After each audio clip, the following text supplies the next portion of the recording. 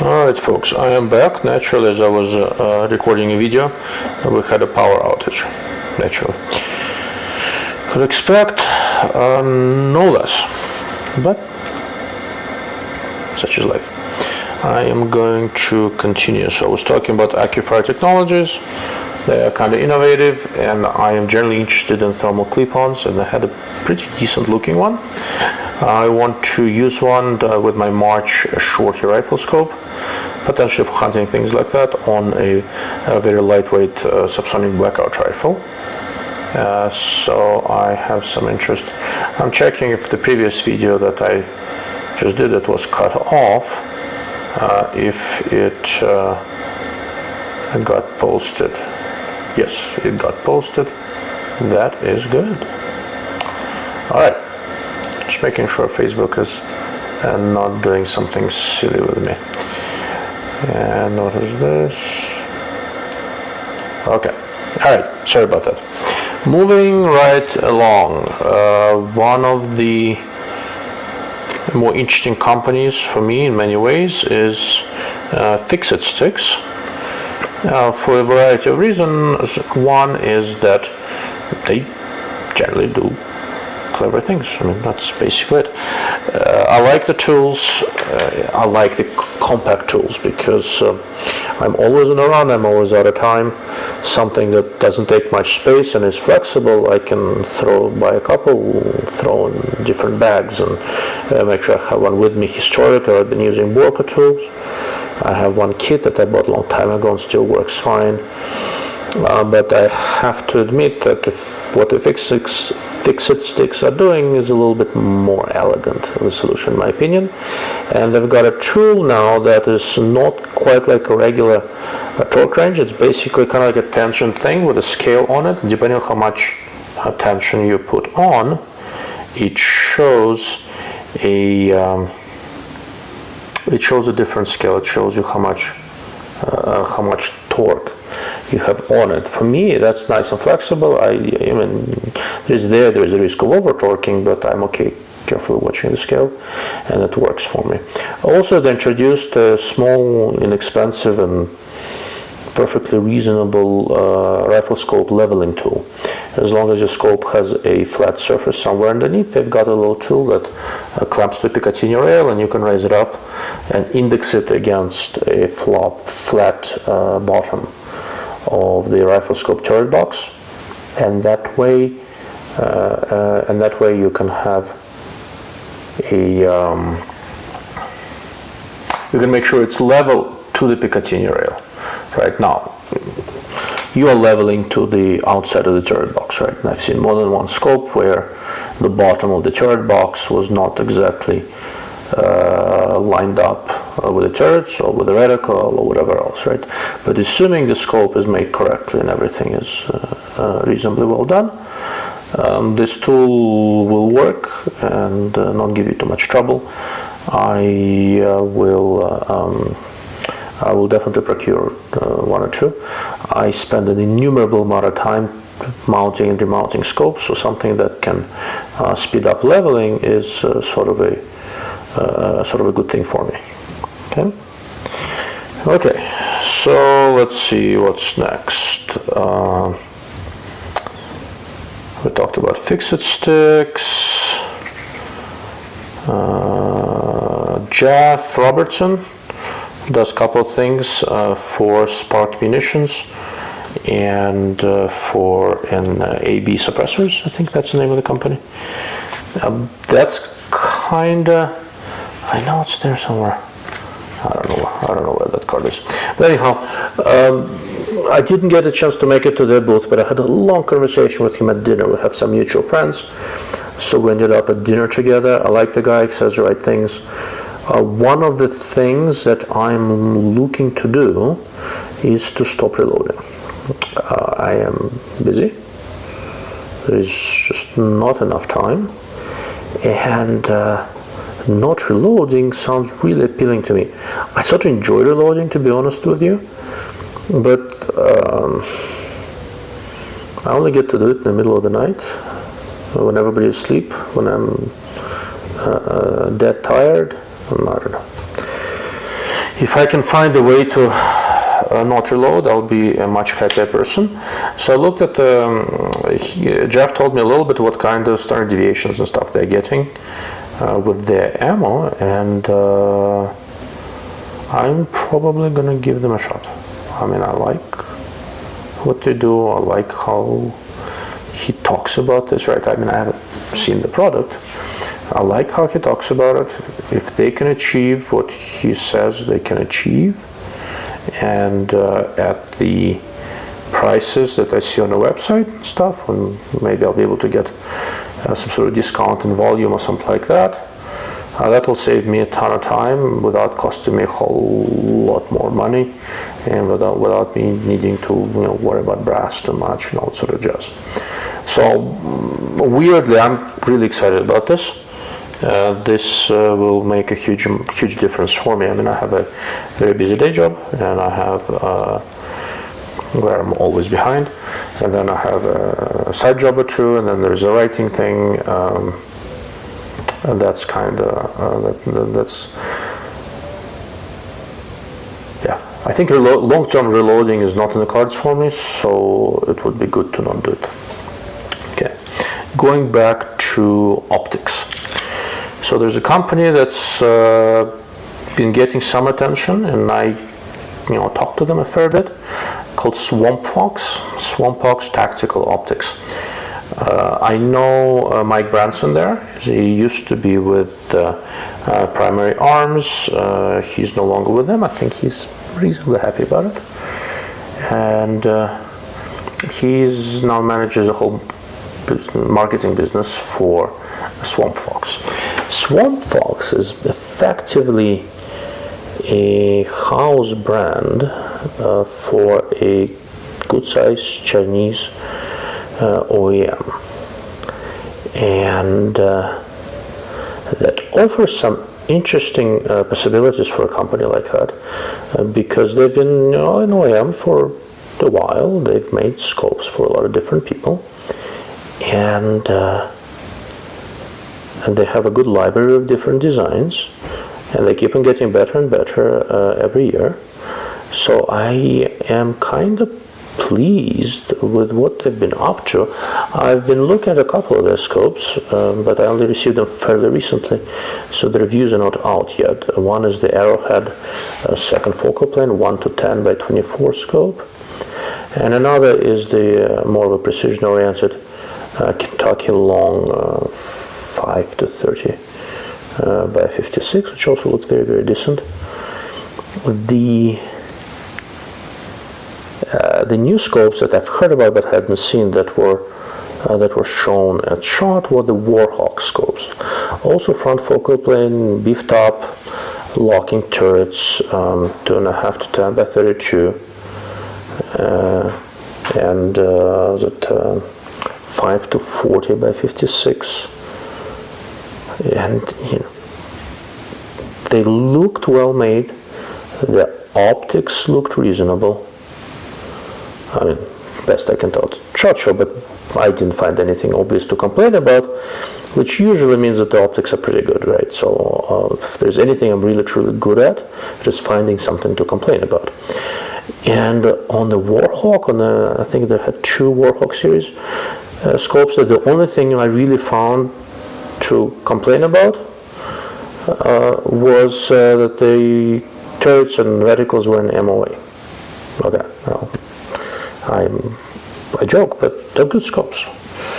So once they're out, that's going to be something to look at. It's the next step up for Swamp Fox, and they're doing some nice things. They're saying the right things. They really, really focused on making sure their stuff doesn't just fall apart, and that it punches above its weight class in terms of reliability, and that is always a really good start for a rifle scope. No matter how wonderful it looks, if it falls apart, it's an optical paperweight. It's not a rifle scope. So Swamp Fox is doing some good things there. All right. A slightly controversial company that I wanted to visit and chat with is a company called Arken Optics. I talked to no less than 4 people there, although 2 through them fairly briefly. But most importantly, I talked to the two Michaels, who are the co-founders, Michael Riley and Michael Benedict.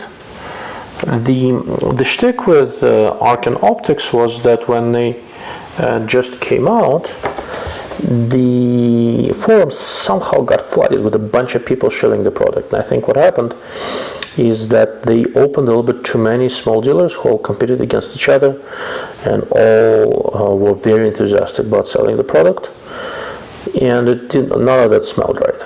So I went and talked to the founders, and I looked at the scopes.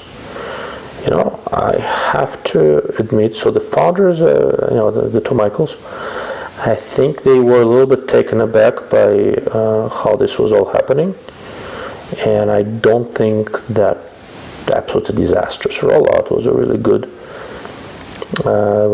representation of how they want their company to be perceived. 3 scopes for now: 4.5 to 14 by 44, 4 to 16 by 50, and a 5 to 25. Optically, they looked quite good, and mechanically, the feel was very, very nice. They seem to have really focused on tracking, and the turrets are, in terms of click feel, the turrets are probably the best I have seen from a Chinese manufacturer to date. And there are some really nice Chinese scopes out there right now, so that's saying something. Scopes look beefy, they got the aesthetics right, stylistically they're good. The reticles are generally alright, but they are very thin. They are coming out with the MOA reticles. First reticles were mil red, and on the MOA reticles they already showed me that the center dot is bigger than the other ones, right? They have this arrangement in the center that's kind of cross made out of dots, and the equivalent size of the dot and not MOA reticle is, I'll remember this, 0.06 milliradian, which is just about right. That's more or less the size of the dot I used on a couple of recent reticles I designed, and I think that works quite well.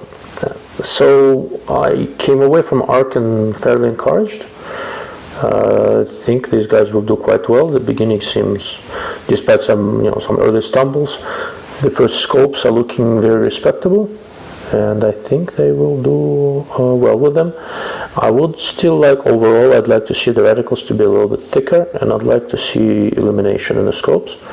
Illumination is supposed to be coming, and as soon as they've got an illuminated design, I'm gonna procure one and do a proper review.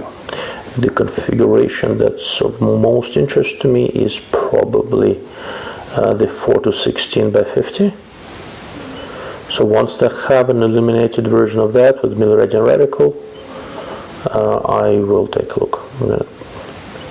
I think they definitely have promise. Okay, so that's Arken Optics. Black Diamond Optics. So I didn't spend a whole lot of time looking at these guys. Bunch of Chinese OEM scopes. They looked okay. I didn't see anything exceptionally good or exceptionally bad. What is interesting is that a bunch of people using Chinese OEMs come out and start telling us that they own something just brushed up against my foot, and I know we don't have a cat. I do have children, but they're not here. Okay.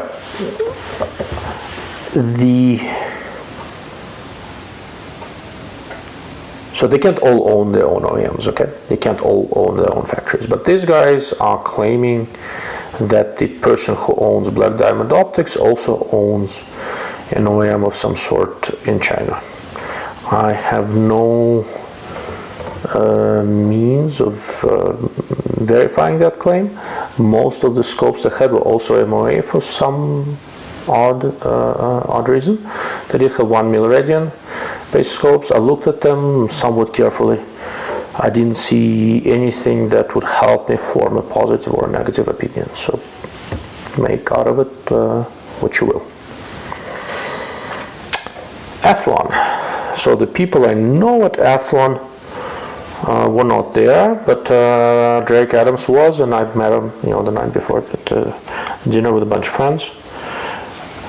What seems to be new with Athlon, for the most part, is a fully revamped, somewhat budget Argos line that looked quite respectable. And they had a sort of mid-year introduction for the Midas 525x56 Midas TAC front focal plane.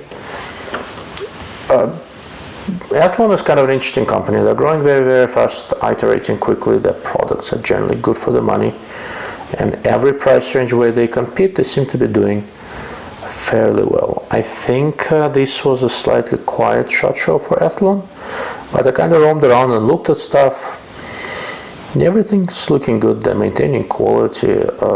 I'm cautiously optimistic about this company. I think they're going about things in a smarter way than many of their larger competitors. Speaking of larger competitors, I posted about this earlier. So I went to visit Bushnell. So Will and I going in, looked at a couple of scopes. Can't figure out what's new or useful in terms of rifle scopes. Go look at some DMRs, XRSs, and all that sort of stuff. Hang out there for a little bit. 7 or 8 Bushnell people in the booth. Nobody pays us any attention, so we hung out, looked at some scopes. Didn't find anything interesting and left. For my day job, I run the show booths for the exhibits where we go. And if anybody walked in our booth and wasn't at least greeted and asked if anybody can help them for more than 20 seconds, I'd probably be looking for a new employee. Well, yeah. Bushnell is a big company. I'm sure they know what they're doing. I just hope they're not planning to follow in Nikon's footsteps. But up to them. Aimshot. So all I knew of Aimshot up until then was that they made these little lasers that fit in the chamber of a barrel, and projectile laser so that you could, bore sight, that kind of stuff. Turns out they do flashlights, they sell some red dots. What I found most interesting was that they make QD, M-LOK, and key mod mounts. And that is interesting because now you can, quickly without tools add something to your M-LOK rail, M-LOK slot or key mod, or take it off. And I looked at them. The way they looked, the way they do, the way they lock this thing, I don't think it's going anywhere. It should be able to. It should be able to survive shock and impact of firing a gun without any issues. That is definitely on my list of things to pick up.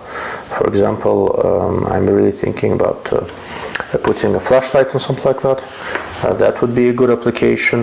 A bipod, I mean, that's, I think it's custom made for removing and attaching and removing bipod, or if you want to have the same, let's say M-LOK or key mod bipod you want to use in different guns. This gives you a nice, quick, toolless QD attachment.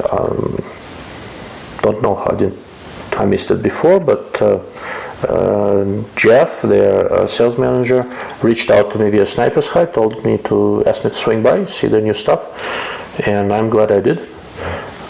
Clever things. I talked to the guy, I think he's the owner of the company or something. Clever guy, good engineer. So that was definitely worth a visit.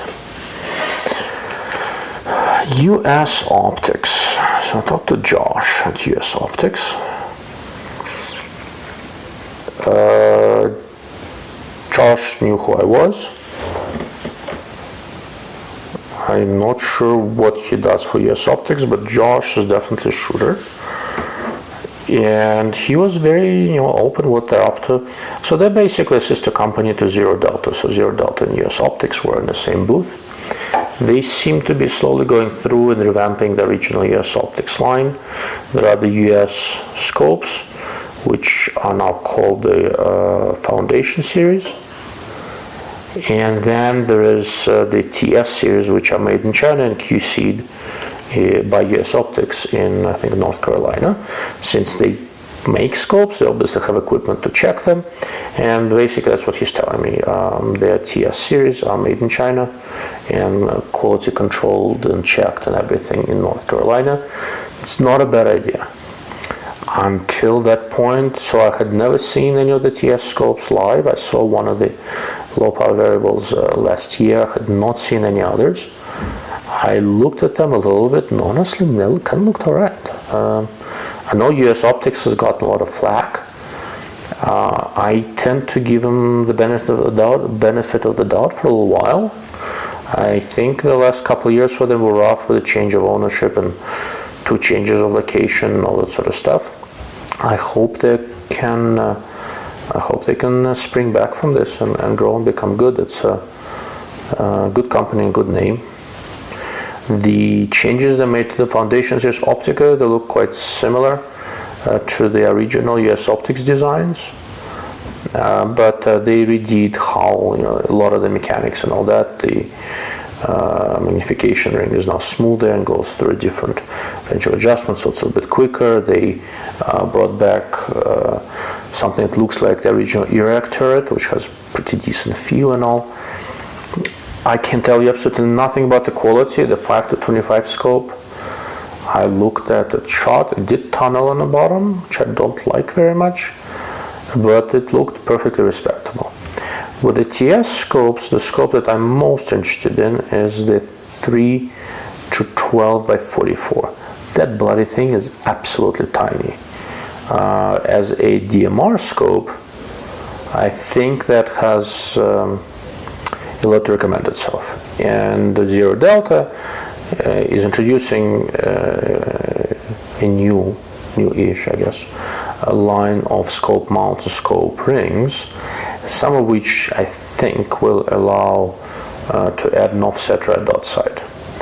So the combination of this tiny TS 3-12 by 44 scope with an offset red dot sight looks like a really nice configuration for a DMR type rifle. So I'm gonna get one, set it up on my Grendel. I think that should be a nice fit, and test it and let you know what I think. Aside from that, so he showed me a prototype of another thing that's coming, but they asked me not to talk about it yet. But one thing that I really wanted to see with the US Optics, I wanted to see development, right? I wanted to see what these guys are working on. I wanted to know they are working on something, because the US-made product line is kind of aging, so you can refresh it only so many times. I'd like to see some new things, and they are clearly working on things. So that was very encouraging to me. Right, what have I not talked about yet? Kahles Swarovski. So Kahles has a new 1-8 by 24 scope. It's a second focal plane design. I would not be surprised if it is related to the excellent Swarovski Z8. But the eyepiece looks different, larger diameter, nice field of view, very easy to get behind. Very brightly illuminated reticle, brighter than 1-6, and 1-6 was quite bright. So I like this scope a lot. My only real it's not so much a problem, I think it will limit its appeal a little bit, the fact that it's second focal plane instead of the first. I think that will be, once you go to higher erect ratios, the front focal plane designs seem to do a little bit better. So I don't know how it's going to do for Kahles, but in every other way it seemed like a really nice scope. Another thing I got to mention, so last year, as I was working on my high-end tactical review, I was not very kind to the Kahles 5-25 scope, and I've revisited it since then. I still don't like it. And the Kahles people are very much aware of that. And at range day, I went to chat with them. There's a guy there I've exchanged some emails. His name's Evan. I don't think necessarily happy to see me, but unlike some other people, I was treated with courtesy and respect, and they may not appreciate some of the things I do very much, but I do really appreciate civility, so good for them. On the Swarovski side, I didn't look at the binoculars very hard. They're always excellent. What I did look at was the new addition to the Z5 hunting rifle scopes. They added illumination, which basically clears out my one remaining complaint I had about them. If you're looking for a lightweight hunting scope, the illuminated version of Z5 should be at the top of your list. They're always absolutely superb, excellent scopes, and now they're also illuminated, which helps in low light. The two models I like the most are the 2.4 to 12 by 50 and 3.5, 8, 6, 3 point something to 18 by 44. 3.6, I guess, to 18 by 44. Both weigh in right around 16 ounces, I think, so it's basically 1 pound of an absolutely world-class scope with excellent optics and radical illumination. That's probably going to own the lightweight, high-end hunting market. Really nice scopes, and their last flaw is pretty much rectified. Okay. Well, since we're on the high end, let's talk about Schmidt and Bender. Let's see if I have any worthwhile notes on the subject. Not on Schmidt, I don't think. Yeah, not on Schmidt. Okay. I visited Schmidt a couple of times. They were at the range day, which was good. I got to shoot with one of their scopes, namely the 3.5 to 21 by 50 Exos, which I thought was really nice. They have a new turret for it. It's kind of like this multi-zero turret that has flags. I'll post a picture that are kind of adjustable for a particular caliber that you've got. And the clever thing is that the flags are on the top of the turret, and the top is removable. You can yank it off and put another one on. So if you are using different loads with a particular gun, or if you're swapping scopes between guns, or if you're doing, let's say, subsonic and supersonic, or just very different bullets, etc., you can have set up a different holdover. It's kind of the holdover. The BDC portion of the turret is removable, and the normal, Milred or MOA, whatever, turret is still there. So the removable portion, you can have multiples of these set up for different cartridges or different loads. I thought it was very clever, and I shot with it a little bit, and well, I still suck as a shot, but it worked, and it worked very nicely, and the click feel was very good. Then I went to visit the booth, and they have this newish turrets that they've got with a little lever on the bottom that can either lock the turret or set it up to have MTC, more tactile clicks, or regular clicks. Whenever you have exposed moving lever, there is always a concern about dust and other things, and we'll find out if it affects it in due time. But in the meantime, it will seem to be well executed. The clicks are very nice. It's probably easily one of the better Schmidt turrets that I've seen. The turret size is good. It's not humongous, but it's not tiny, so it's pretty easy to grab. Overall, I really liked it. I need to find a way to look at some more Schmidt scopes in the coming year. The first one is actually not going to have the new turret, because what I want to look at is the dual focal plane 1 to 8 by 24 PM2. Not a cheap scope, but a very nice scope. Looks extremely well adjusted, super bright dot. And one of the things I really like about the scope is that when you're on a bright dot, the parallax is up close. I think it's like 7 or 10 meters or something. And when you increase the magnification, it switches to, I think, 200 meters. And they can potentially, if you're doing a custom order, they can probably even adjust it for it. I think that's a good idea.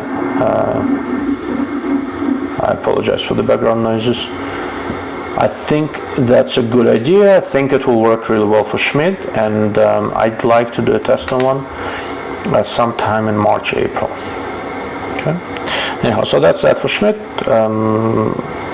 There's something else. Oh yeah, the grid reticle, the GR2 ID reticle, is now going to be available in other models other than 5-25, namely the 3-20 ultra short, and I think the 3-27. I think it'll absolutely kick ass in the 3-20 ultra short, right? But we'll see.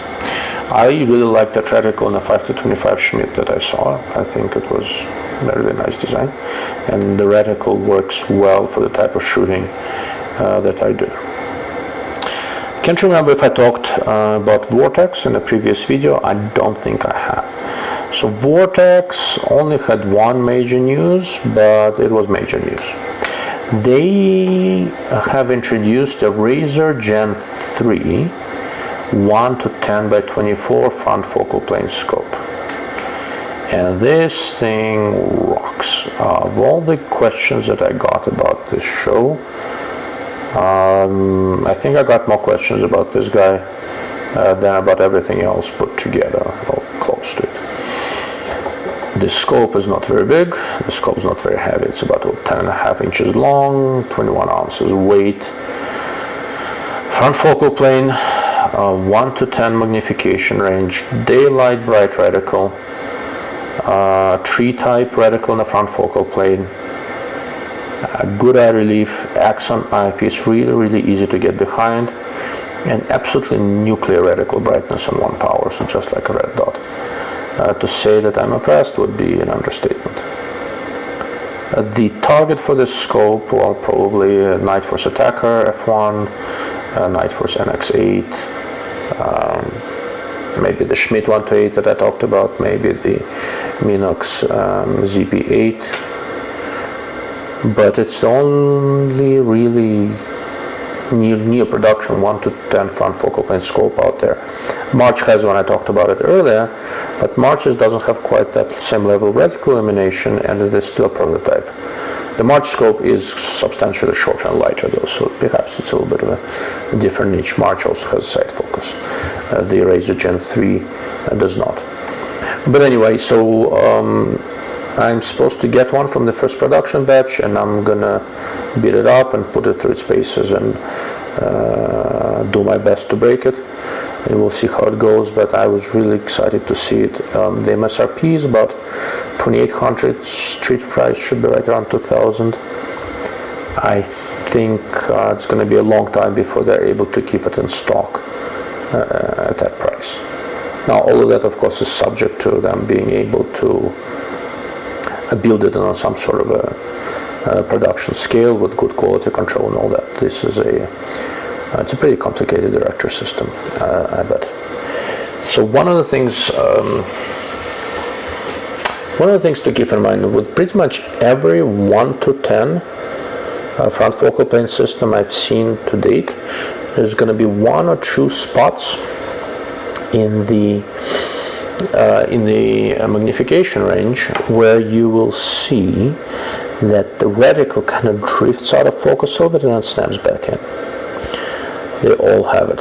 Every single 1-10 design I've seen, including the production ones and prototypes and some prototypes that I've seen around the years, they all have it. Usually it drifts out of focus for a very brief setting and then drift back in. So in practical use, it's not a big deal. I'm only really bringing this up because people will find it. I mean, when I looked at it, I found it. Not that difficult.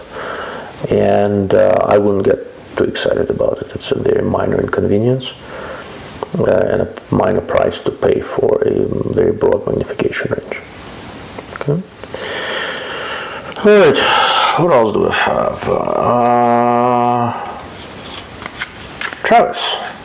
I met Travis, who is the founder of NRL and NRL 22. That for me was very interesting because I have 2 kids and I want to start shooting with NRL 22. And if all goes well, maybe get my kids to shoot with me. More specifically, if I don't get my kids to shoot with me, I can kiss goodbye any sort of competition. So NRL 22 is my best chance. So I'll be trying that. A Utah company called Uinta Precision. I don't know. UINTAH Precision. I hope it's somebody's listening, because otherwise I don't know how they came up with this name. They make bolt action uppers that fit on conventional AR-15 and AR-10 lowers.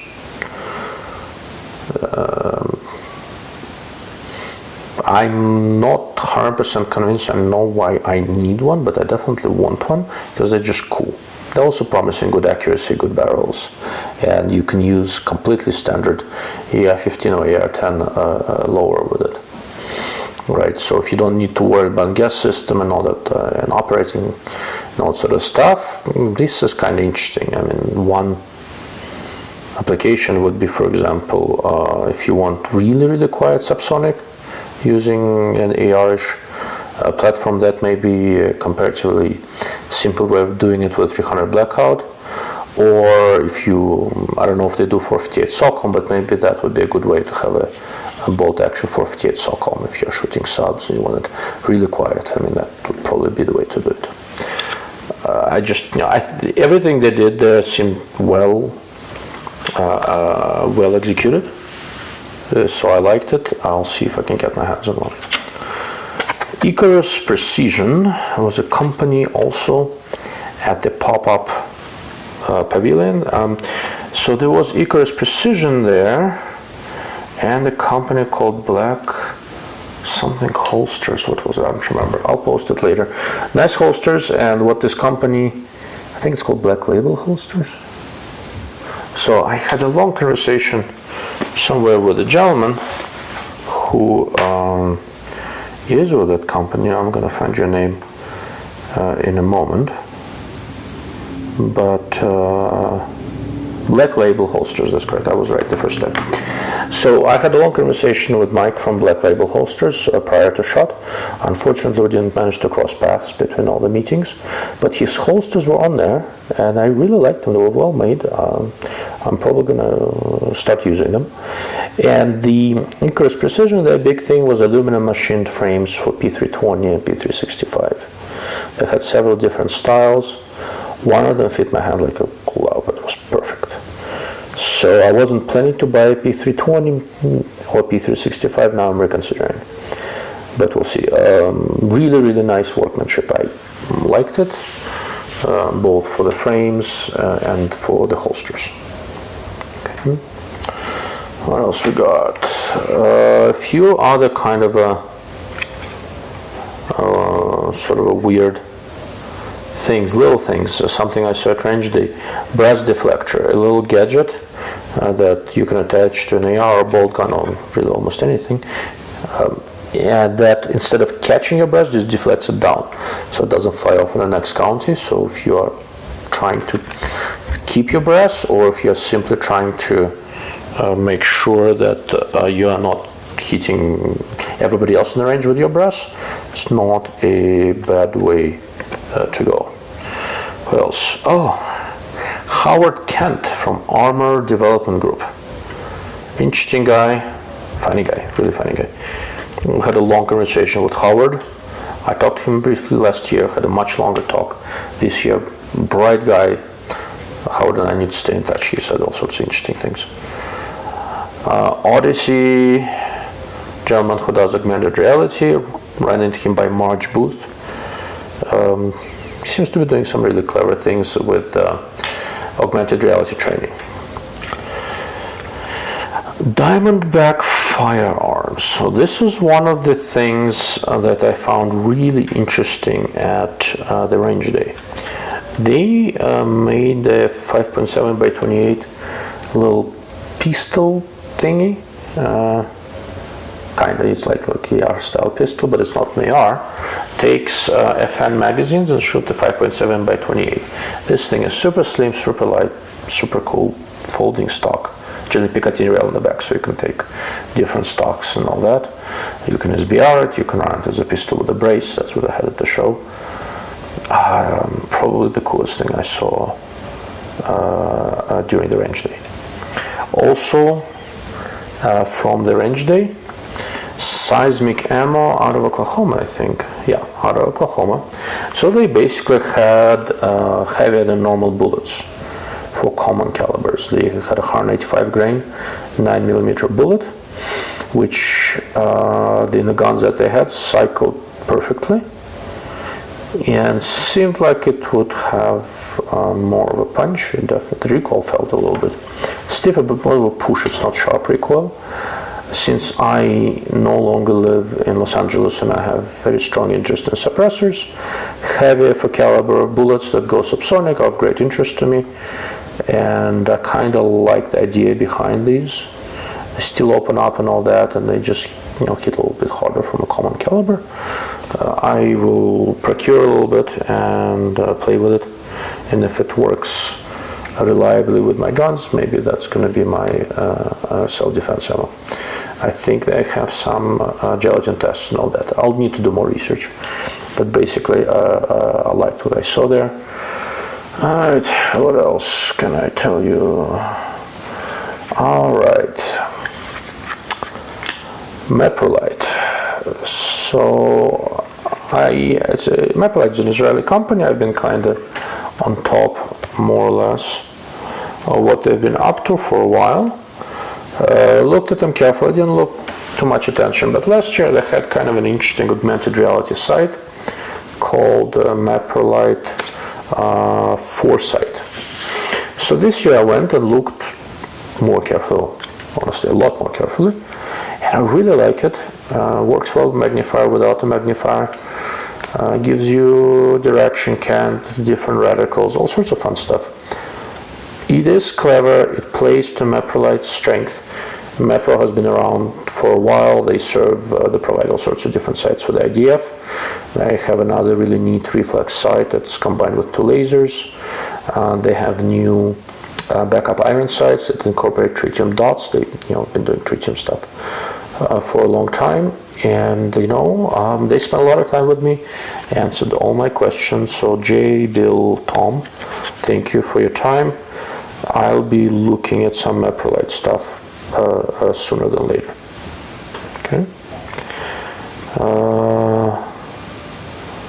Switching gears entirely, hearingarmor.com, new passive earplugs that they promise to be something wonderful. Sort of. I got a pair. I'll experiment with them. Sounded promising. There's a new 2019 patent. I hope it works as well as they promise. It'll solve a lot of my problems for me. I have a sense I'm forgetting someone. I'm almost done. I'm kind of out of business cards.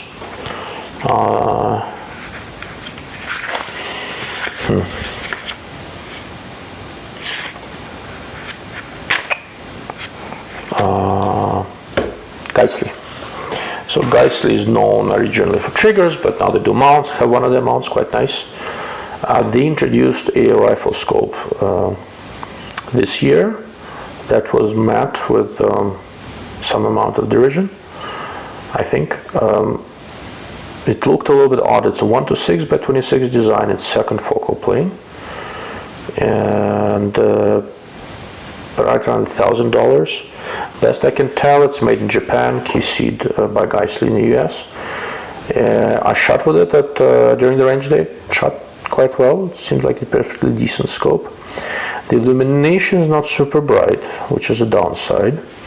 But what I found very interesting is that if you look at the exit pupil on 1 power, the exit pupil is absolutely humongous. So I'm going to try to pull up the gold standard in second focal plane 1:6 scopes is pretty much Vortex Gen 2, although it is more expensive. Yeah, and let's see if they list the. They don't. But anyhow, I didn't have a chance to measure the exit pupil on low power, but just look at it, I'd guess it's 17, 18 millimeters. It was really easy to get behind on 1 power. Really, really easy. I think they need a brighter reticle, but it may be the largest low power exit pupil I've ever seen on a 1:6 variable. It'll be interesting to see how Geissele does. I think the illumination not being super bright will play against them. but on the other hand, it should be very easy to use on 1 power. It's a little heavier than I like. Where they're going, there's a lot of competition. I'm not going to make any predictions on how it does. It might degrade, it might not, but the exit tube will surprise me. And like I said, it's not terribly common for me to be all that surprised. And I think I was sort of coming to an end. If I remember anything else, I'll do another video. Brendan Ford, he's one of the board members for the Guardian long-range competition. For any of this people listening, if you're rifle scope manufacturers, gun manufacturers, if you're looking to get the word out about your product, sponsor somebody. Guardian is a good organization. Everything they make goes to charity. They train new shooters. If I were to start shooting long range, Guardian is where I would start it, just because of what they do. And I vaguely remember, I think they have a shoot in Albuquerque. If I'm in town, I'm gonna try it. Okay. Andy Schaefer from Schaefer Optomechanics. I've known Andy forever and a day. He's a optomechanical consultant. He helps people with various designs. In terms of the freelance optomechanical people who actually understand rifle scopes, Andy is the best I know. So, and I know a lot of people, so take that for what it is. As I mentioned, I didn't get a chance to go see guns too much. I chatted with a guy from Kimber. They've got new precision rifle where they are using a proof barrel with cut rifling instead of button rifling, and that, he swears, gives him incredible accuracy. I don't doubt it. I have shot some proof barrels that I'm really happy with. Arken Optics, I like these guys. Not too many new products that I haven't seen, but this is an interesting company. They own their own factory, don't make stuff for anyone else, only for themselves. Every year they get better and better. And most importantly, their scopes generally hold up well. I may complain about optical quality, this and this.